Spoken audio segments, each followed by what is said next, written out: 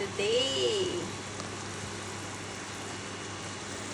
Sa halagang 150 pesos, meron ka ng masarap na tanghalian with hapunan.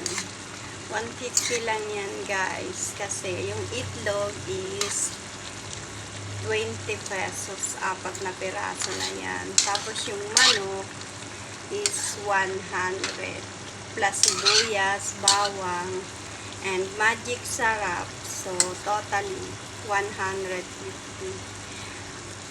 Kasama na hapunan doon.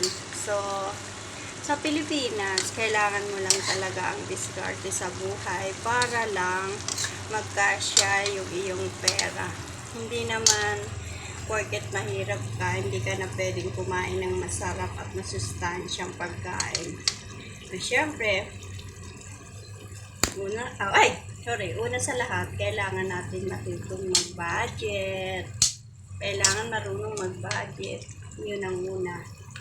Ang pangalawa, kailangan mong dumiskarte.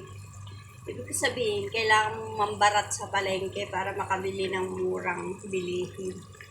So, syempre, kasama na yun doon.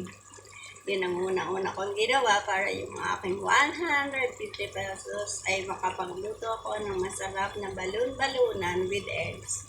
So, thank you for watching and thank you for support my video. Salamat sa masarap na hapunan. Thank you very much for watching all my followers and all my friends.